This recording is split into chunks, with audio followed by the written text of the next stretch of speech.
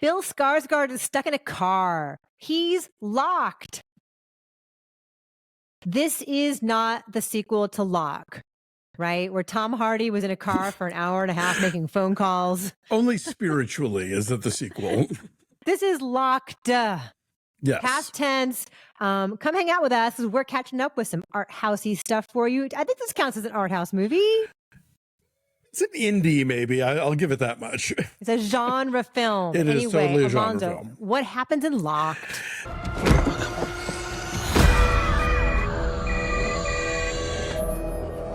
My name is William. I'm the owner of this car. Bill Skarsgård is kind of a shitheel. He's, owes a lot of money. He's a bit of a deadbeat dad. But, at the same time, he's nice to dogs. And he's sweet to his daughter when he talks to her on the phone, even though he owes her mother a lot of child support. Anyway, he's at loose ends and desperate, and he decides to try to steal an SUV. But it's kind of the Roach Motel of SUVs because thieves break in, but they don't break out. It has been outfitted with steel doors and shatterproof, bulletproof glass and all kinds of other doodads by Anthony Hopkins as a terminally ill doctor who is fed up with the crime on our streets and has set this trap to I don't know, make an example of someone or just for his own jollies or something. So it's a little bit Locke, it's a little bit Saw.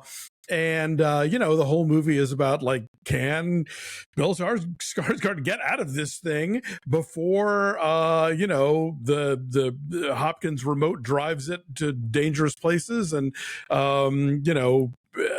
starves him, deprives him of water, turns on the AC, forces him to listen to yodeling music, all kinds of torture happening here.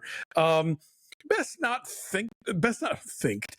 thought about all that much because between the mechanics of how does the SUV do that when the engine is off and what is this movie saying exactly and whose side are we supposed to be on? It definitely is food for thought that it doesn't quite live up to. But as a sort of exercise in, I'm stuck in a place and how do I get out? Then a, deadly game of cat and mouse. It's not bad. I had so much fun with this, and it does work better as a genre exercise, as a challenge. It's always fun, as you say, with those the limited location of it. Yeah, for sure. And how do you find new ways into it so it's not boring? How do you sustain this idea for an hour and a half? Right. This is directed by David Yarovesky. This is a remake, actually, of an Argentinian film from 2019 called 4x4.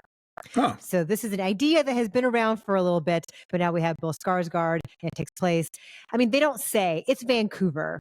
It is not your Christmas Hallmark Vancouver. No. And my thought was, well, I guess this is supposed to be Seattle because it's rainy and they're near the shore, and it gives there's some real PNW happening here. So yeah, Vancouver makes perfect sense. Right. Me being me, I like to look up locations. And so I thought, where is this? This looks kind of familiar. We spend a lot of time in Vancouver. We're going to be there next week. When we go on the way to skiing, we'll stay in Vancouver for a day.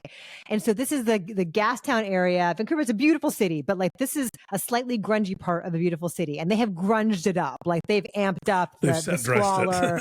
There's trash. There's more graffiti. There's street art, but this is they've amped all that stuff up. Right. And so they definitely, from the very beginning, set this tone of this is a desperate guy in a desperate place. And this car is this gleaming bastion of opulence in the middle of it. And he's so desperate that it doesn't occur to him, what is this car doing all by itself in the middle of this, kind of abandoned parking lot, essentially.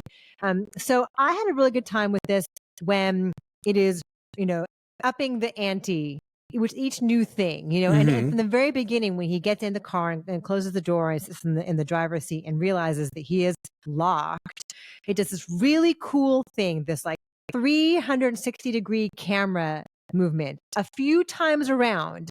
inside the car, let you know, okay, we are inside the car. Here's what it looks like. Here's what he's going to be seeing. Here's what we're going to be experiencing through his eyes. Yeah. And so you're sort of, it's very muscular, showy camera work, what they do, like in and out of the window, in and out of the windshield, in and out of the sunroof. You see up and around and, the neighborhood and all that. Yeah. So that was fun. That bit actually kind of reminds me of the Panapanahi film that we did a couple years ago. Whose title is now escaping me, Yes, his directorial debut, but the whole thing is essentially set in a car, and he does a lot of things where the camera is whipping in and out, and you're like, hit the road. Oh, and yeah. And you're like, how do they do that exactly? So there's some of that happening here. And it's seamless. Like, it didn't look like you couldn't see the CGI happening. It just felt like whoosh, whoosh. Yeah. It was kind of cool. There's a little CGI on display, for sure. especially at the end, I think, but. Oh, for sure. But like, I felt immersed and trapped. And that was kind of cool. And so Bill Skarsgård was doing like Pete Davidson cosplay in his pink hoodie and his tats and like the dark circles under the eyes. And he's like kind of rangy and kind of edgy. And, he looks dangerous, but maybe he's a softie at heart. Yeah. He can quote Dostoevsky. So, he's got a lot going on. His got street smarts and book He's smarts. got street smarts. Yes.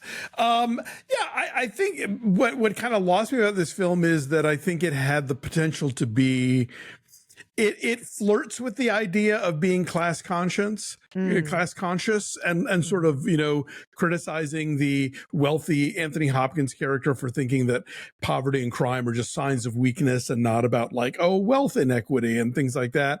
And it does make those points, but then at the same time, it kind of both sides it in a way that I was sort of like, come on, movie. Like, either be the sort of right-wing death wish fantasy where the bad guy is the bad guy and whatever, or flip the script, but trying to kind of play it both ways, I thought was kind of weak tea. I think we're meant to be on Bill Skarsgård's side. And I think what his complaints are, what Anthony Hopkins' complaints are, and he uses his voice so effectively to be menacing and to toy with this guy. I think it's meant to show how generationally he is out of touch. Sure. And how he just does not understand people who are younger than him and chooses not to, and just summarily dismisses them as useless. So I think we are meant to view him as purely a villainous and vengeful figure, and like a sadistic figure, and needlessly so. And we're meant to increasingly root for Bill Skarsgård. No, obviously, yes. I think there's a very clear hero and villain delineation, but at the same time, I think like there is a sense of like, I don't want to get into it because it's getting into spoiler territory, but there's a sense of like, well, maybe this is just what Bill Skarsgård needs to get his act together, this horrific experience, so I don't know. I felt like it was a little wobbly in that sense, but as just like a, like how do we, like, it's funny. We just did Carry On Deck the Hallmark as we're catching up with Christmas stuff from last year, and Daniel compared it to Phone Booth, and this is very much a phone boothy kind of movie. Or like, how do you trap somebody in a space where people are walking around, where Austin, he should be able to call for help? Like, how do you cut off all of those avenues of things, and then how do you maintain the suspense of what's going on and the voice on the phone and all that stuff? I think they explain all of it well too, and the things that he does in the name of survival as the days go on, like those all make sense. Those are choices that I think we as viewers would also make. Like, okay, this is not outlandish that he does what he does to survive. What's the James Franco's arm is stuck in a rock movie? Oh, 127 hours. Yeah, I thought about that too. We need a film festival of that. And then what's the one where Ryan Reynolds is stuck in a coffin? Buried. There you go. We need a whole festival of like claustrophobia con or whatever. We'll do that next. So I had fun. I'm going to say like a 7.3 because once it starts being about things, it gets way less interesting. But as an exercise in like style and challenge, it was fun. I'll say a 6.8. I think it is, it's there's a lot that's fun here. There's a lot that's well thought out. The performances are committed. So, it's worth checking out. All right. Locked is in theaters. Go see it.